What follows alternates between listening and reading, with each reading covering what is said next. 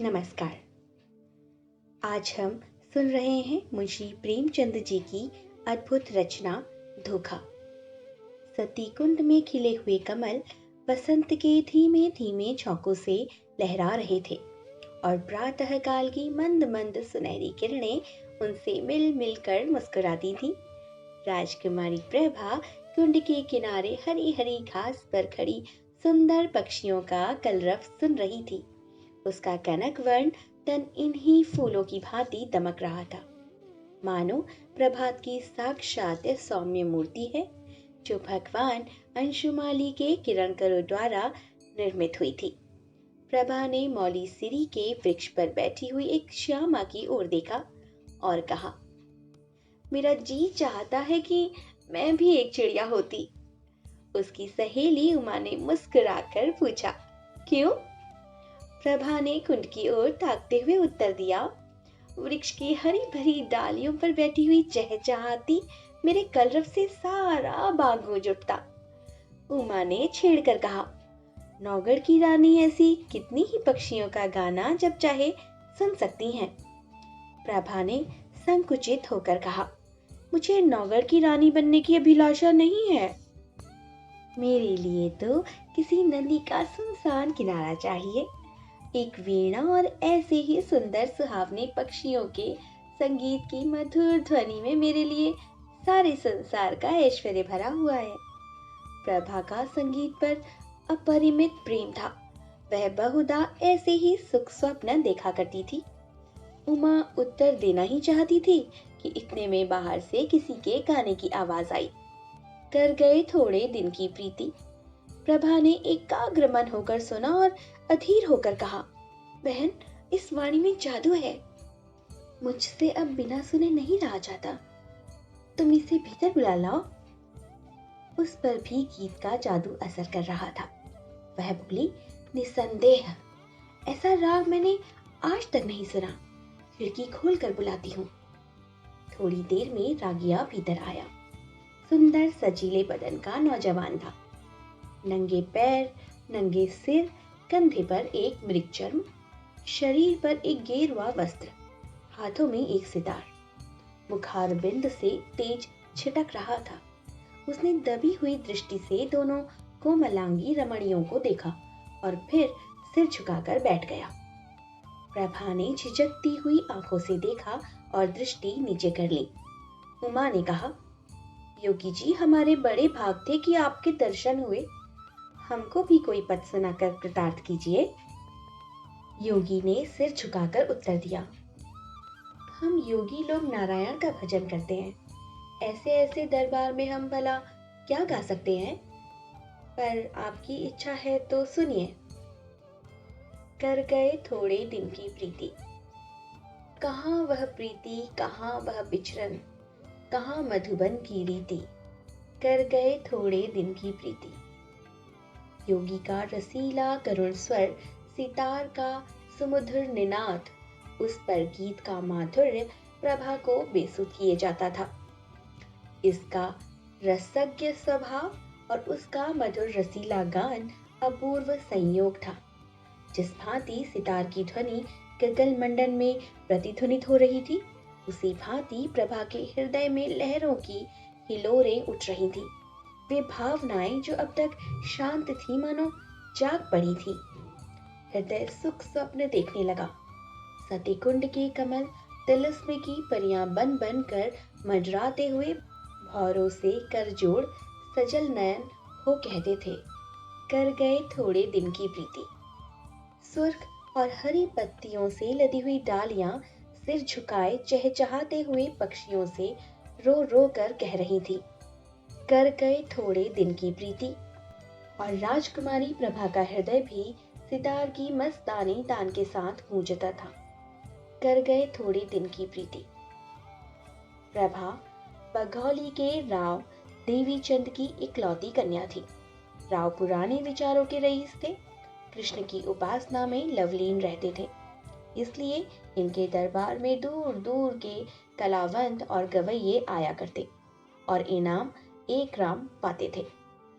राव साहब को गाने से प्रेम था। वे स्वयं भी इस विद्या में निपुण थे। यद्यपि अब वृद्धावस्था के कारण वह शक्ति शेष नहीं रही थी, फिर भी विद्या के गूढ़ तत्वों के वो पूर्ण जानकार थे। प्रभा बाल्यकाल से ही इनकी सहबतों में बैठने लगी। कुछ तो पूर्व जन्म का संस्कार और कुछ रात दिन गाने की ही चर्चाओं ने उसे भी इस फन में अनुरक्त कर दिया था। इस समय उसके सौंदर्य की खूब चर्चा थी। राव साहब ने नौगढ़ के नवयुवक और सुशील राजा हरिश्चंद्र से उसकी शादी तजवीज की थी। उभय पक्ष में तैयारियां हो रही थी। राजा हरिश्चंद्र मेयो कॉलेज अजमेर के विद्यार्थी और नई रोशनी के भक्त थे। उनकी आकांक्षा थी कि उन्हें एक बार राजकुमारी प्रभा से साक्षात्कार होने और प्रेमालाप करने का अवसर दिया जाए, किंतु राव साहब इस प्रथा को दूषित समझते थे। प्रभा राजा हरिश्चंद्र के नवीन विचारों की चर्चा सुनकर इस संबंध से बहुत संतुष्ट न थी, पर जब से उसने इस प्रेममय युवा योगी का गाना सुना था, तब से तो वह उसी के ध्यान में डूबी रहती। उमा उसकी सहेली थी। इन दोनों के बीच कोई पर्दा न था, परंतु इस भेद को प्रभा ने उससे भी गुप्त रखा।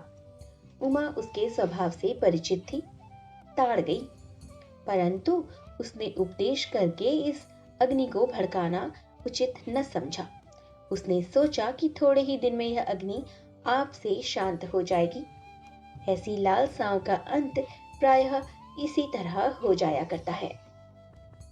किंतु उसका अनुमान गलत सिद्ध हुआ। योगी की वह मोहिनी मूर्ति कभी प्रभा की आंखों से न उतरती। उसका मधुर राग प्रति क्षण उसके कानों में गूंजा करता। उसी कुंड के किनारे वह सर झुकाए सारे सारे दिन बैठी रहती। कल्पना में वही मधुर हृदयग्राही राग सुनती और वही योगी की मनोहारिणी मूर्ति देखा करती। कभी कभी उसे ऐसा भास होता कि बाहर से यह आवाज आ रही है। वह चौंक पड़ती और तृष्णा से प्रेरित होकर वाटिका की चारदीवारी तक जाती और वहां से निराश होकर लौट आती। फिर आप ही विचार करती, यह मेरी क्या दशा है, मुझे यह क्या हो गया है। मैं एक हिंदू कन्या हूँ, माता पिता जिसे सौंप दें उसकी दासी बनकर रहना ही मेरा धर्म है। मुझे तन मन की उसकी ही सेवा करनी चाहिए। किसी अन्य पुरुष का ध्यान तक मन में लाना मेरे लिए पाप है।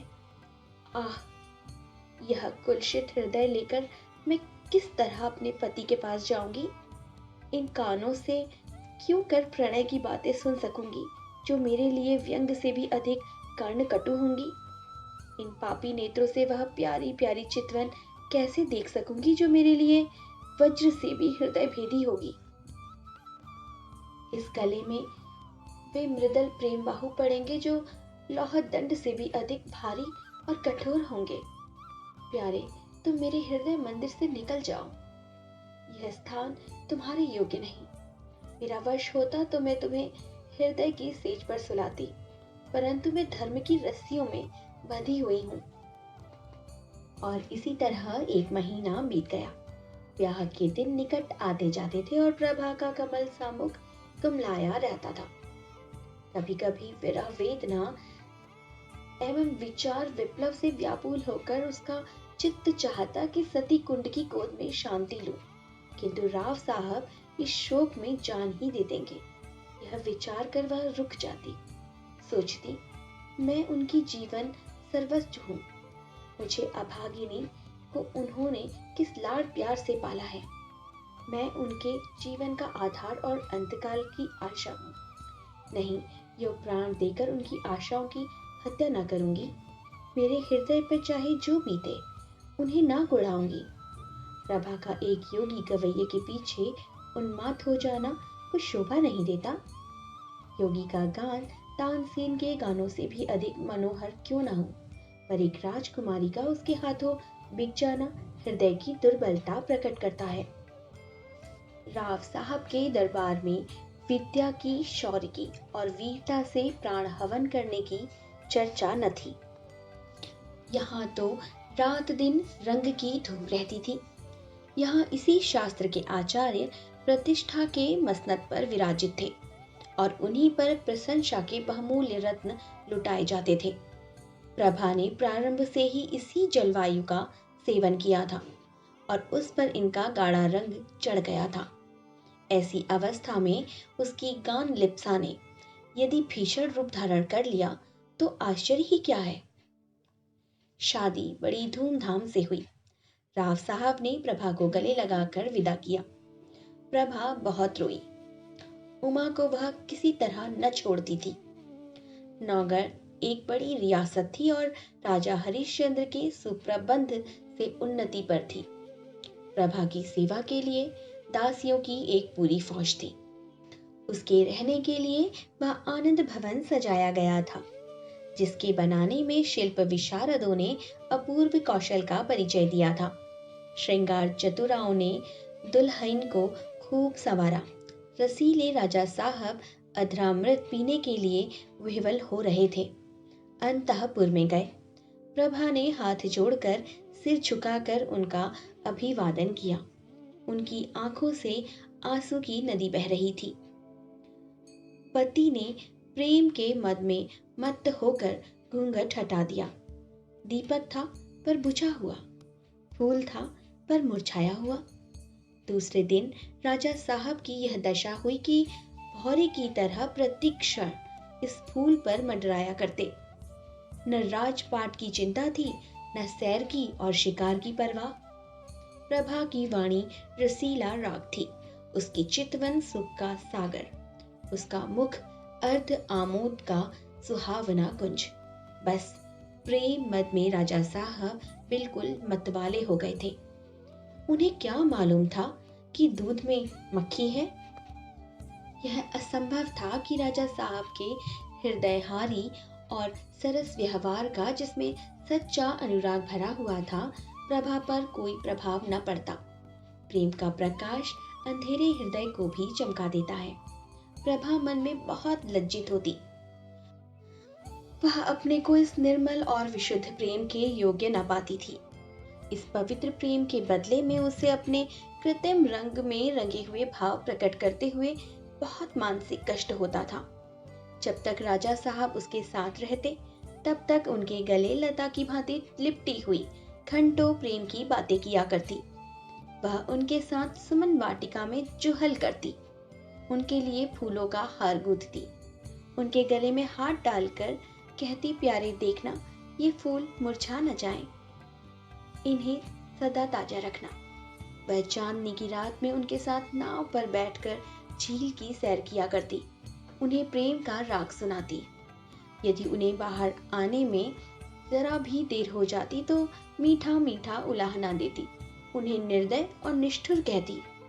उनके सामने वह स्वयं हंसती, उनकी आंखें हंसती और आंखों का काजल हंसता था। किंतु आह, जब वह अकेली होती, उसका चंचल चित्त उड़कर उसी कुंड तट पर जा पहुंचता जहां नीला नीला पानी, उस पर तैरते हुए कमल और मौलीश्री के वृक्ष की पंक्तियों का सुंदर दृश्य उसकी आंखों के सामने आ जाता। उमा मुस्कुराती और नजाकत से चलती हुई आ पहुंचती। तब रसीले योगी की मोहिनी छवि आंखों में आ बैठती और सितार का सुलसित स्वर गूंजने लगता। कर गए थोड़े दिन की प्रीति। तब एक दीर्घ निश्वास लेकर उठ बैठती और बाहर निकलकर पिंजरे में चहचहाते हुए पक्षियों के कलरव में शांति प्राप्त करती। इस भांति यह स्वप्न निरोहित हो जाता। इसी तरह कई महीने बीत गए। एक दिन राजा हरिश्चंद्र प्रभा को अपनी चित्रशाला में ले गए। उसके प्रथम भाग में ऐतिहासिक चित्र थे। सामने ही शूरवीर महाराणा प्रताप सिंह का चित्र नजर आया। मुखारविंद से वीरता की ज्योति स्फुटित हो रही थी। तनिक और आगे बढ़कर दाहिनी ओर स्वामी भक्त जगमल वीरवर सांगा और दिलेर दुर्गादास विराजमान थे। बाईं ओर उदार भीम सिंह बैठे हुए थे। राणा प्रताप के सम्मुख महाराष्ट्र केसरी वीर शिवाजी का चित्र था। दूसरे भाग में कर्मयोगी कृष्ण और मर्यादा पुरुषोत्तम राम विराजित थे। चतुर चित्रकारों ने चित्र निर्माण में अपूर्व कौशल दिखलाया था। प्रभा ने प्रताप के पाद पद्यों को चूमा और वह कृष्ण के सामने देर तक नेत्रों में प्रेम और श्रद्धा के आंसू भरे मस्तक झुकाए खड़ी रही। उसके हृदय पर इस समय कुलशित प्रेम का भय खटक रहा था। उसे मालूम होता था यह उन महापुरुषों के चित्र नहीं, उनकी पवित्र आत्माएं हैं। उन्हीं के चरित्र और भारतवर्ष का इतिहास गौरवान्वित है। वे भारत के बहुमूल्य जातीय रत्न, उच्च कोटि के जातीय स्मारक और गगन भेदी जातीय तुमुल ध्वनि है। ऐसी उच्च आत्माओं के सामने खड़े होते उसे संकोच होता था। आगे बढ़ी।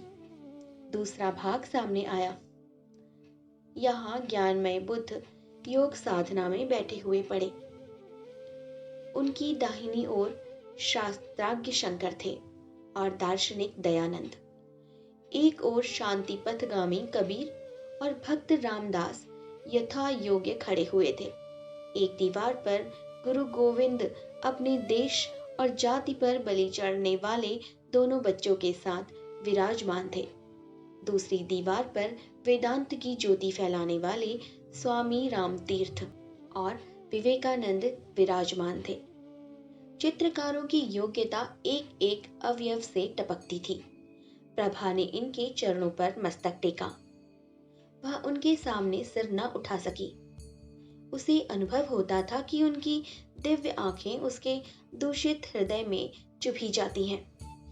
इसके बाद तीसरा भाग आया। यह प्रतिभाशाली कवियों की सभा थी।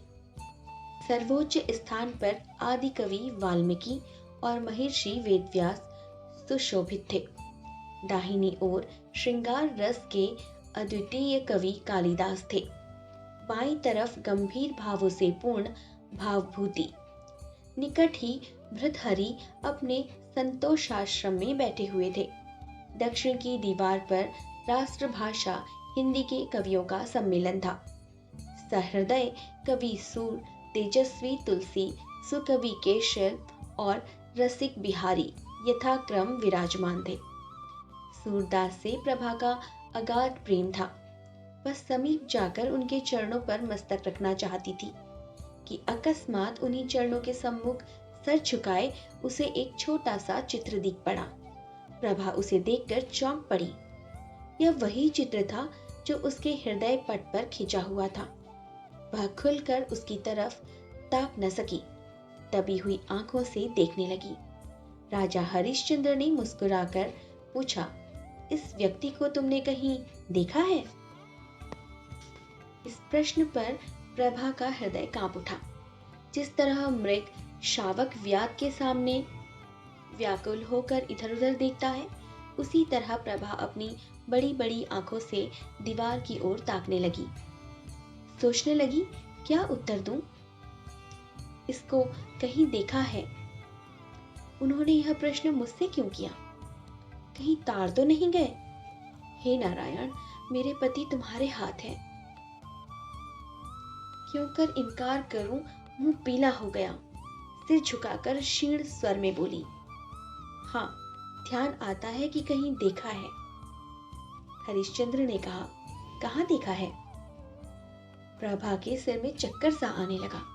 बोली, शायद एक बार यह गाता हुआ मेरी वाटिका के सामने जा रहा था। उमा ने बुलाकर इसका गाना सुना था। हरिश्चंद्र ने पूछा, कैसा गाना था? प्रभा के होश उड़ गए। सोचती थी, राजा के इन सवालों में जरूर कोई बात है। देखूं लाज रहती है या नहीं। बोली, उसका गाना ऐसा बुरा न था।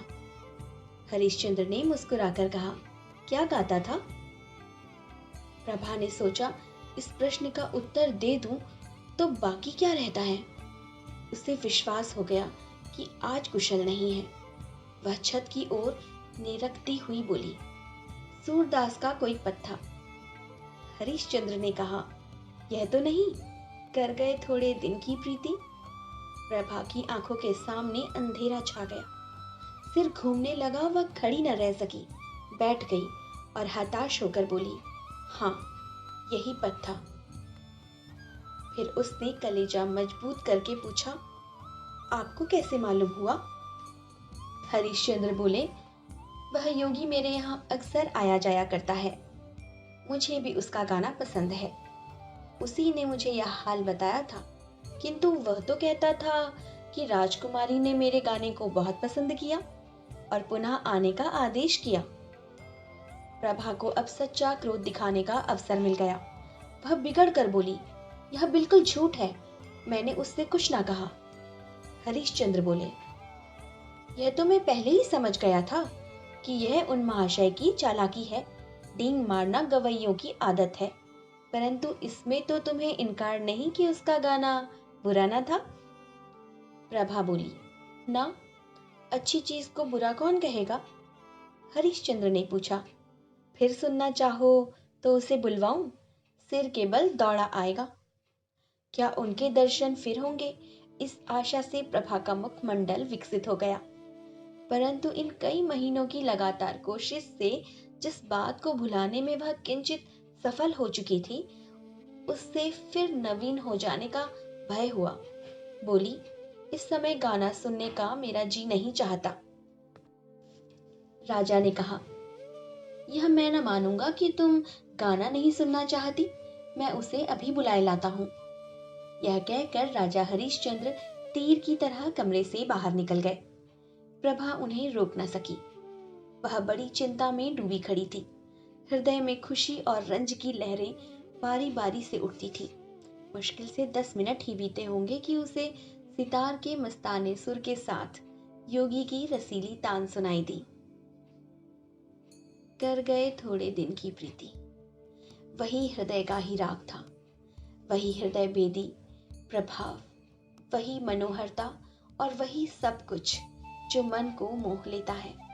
एक क्षण में योगी की मोहिनी मूर्ति दिखाई दी।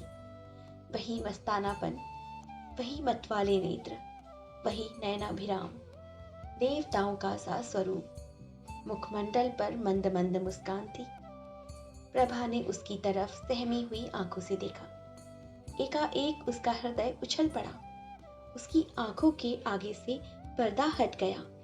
प्रेम विह्वल हो आंखों में आंसू भरे वह अपने पति के चरणाबिंदों पर गिर पड़ी और गदगद कंठ से बोली, प्यारे प्रियतम। राजा हरिश्चंद्र को आज सच्ची विजय प्राप्त हुई। उन्होंने प्रभा को उठाकर छाती से लगा लिया। दोनों आज एक प्राण हो गए। राजा हरिश्चंद्र ने कहा, जानती हो मैंने यह सॉन्ग क्यों रचा था?